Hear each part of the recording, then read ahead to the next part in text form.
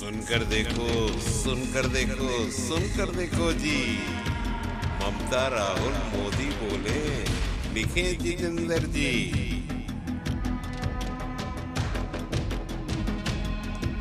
देश में संविधान को, लोकतंत्र को जिस तरह कुचला जा रहा है और सब कुछ इवेंट बना दिया गया है, ऐसे वक्त में जमीन से जुड़ करके पहले 4000 किलोमीटर भारत की सड़कों की खाक छानना, कन्याकुमारी से कश्मीर तक, और अब मणिपुर से मुंबई तक, जलते हुए मणिपुर से देश की माया नगरी मुंबई तक पहुंचने की जो जिद है राहुल गांधी को, वो इस देश की आम आबादी पर बहुत गहरा असर डाल रही है। और मैं सौभाग्यशाली हूं कि उस यात्रा का हिस्सा हूं।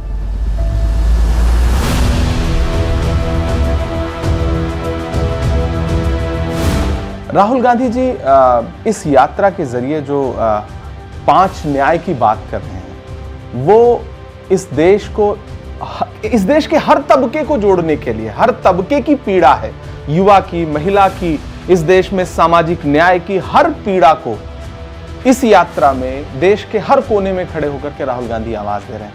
सरकार कागजों पर चलने वाली सरकार है। तुम्हारी फाइलों में गांव का मौसम गुलाबी है, मगर ये आंकड़े झूठे हैं, ये दावे किताबी।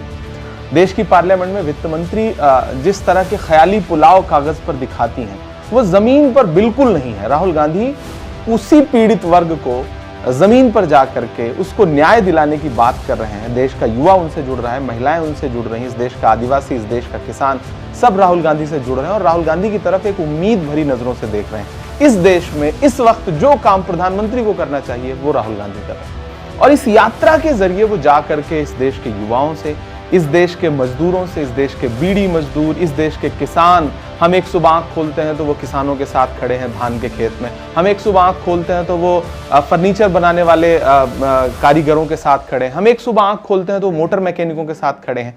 तो राहुल गांधी ये जो काम कर रहे हैं, छोटे छोटे लघु उद्योग, जो कुटीर उद्योग हैं, इनसे जुड़े लोगों से जो मिल रहे हैं, ये इस देश में एक उनको हौसला बढ़ाने की सबसे बड़ी कोशिश है। और मुझे लगता है कि यही सरकार विफल रही है पिछले 10 सालों में। उसने चंद उद्योगपतियों को बहुत अमीर कर दिया, अमीर अमीर होता चला गया, गरीब गरीब होता चला गया। राहुल गांधी या कांग्रेस पार्टी की जो सोच रही है कि हम सबके लिए काम करेंगे, हम सबको कोशिश करेंगे कि सबका उद्धार हो,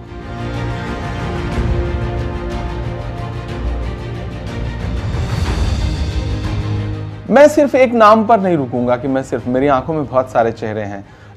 मुझे लगता है कि 9-10 साल नैनी जेल में बिताने वाले पंडित जवाहरलाल नेहरू जी, 11 साल रांची की जेल में बिताने वाले मौलाना आजाद, या फिर इस देश को संविधान देने वाले बाबा साहब अम्बेडकर, अगर इन तीनों को हम जोड़ेंगे तो फिर हमें उस शख्सियत तक चलना पड़ेगा जो उस दौर में यात्राएं लेकर के निकलते थे अंग्रेजों की जालिमाना कोशिशों के खिलाफ।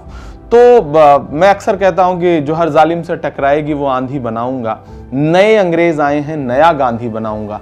तो हमारी आंखें एक नया गांधी देख रही हैं, इस दौर का गांधी देख रही हैं, जो इस दौर की सरकार अंग्रेजों जैसा व्यवहार कर रही है देश की जनता के साथ, उनके खिलाफ यात्रा पर निकला है। मैं राहुल गांधी जी से इंस्पायर होकर के राजनीति में आया। 2018 में उनसे मेरी पहली मुलाकात बहुत यादगार थी। लेकिन मैं यात्रा की जो यादें हैं उसमें से शेयर करना चाहूँगा। मुझे याद है, मैं पिछली जो भारत जोड़ो यात्रा थी तो मैं मांड्या में खड़ा था, कर्नाटका में लाखों लोगों का हुजूम आ रहा था और मैं साथ आगे, यात्रा से थोड़ा सा आगे अपने दोस्तों के साथ चल रहा था। तो मैंने देखा कि एक बुजुर्ग, तकरीबन 80 साल की आसपास की एक महिला खड़ी हैं और उनके हाथ में खीरा था, जो हम लोग यहाँ खाते हैं, वो खीरा लेकर के खड़ी थी। ये सच्ची घटना है। और वहाँ के स्थानीय पत्रकार भी हमारे साथ थे। उन्होंने उनसे पूछा कि यात्रा में आप खीरा लेकर के क्या करने आई हैं?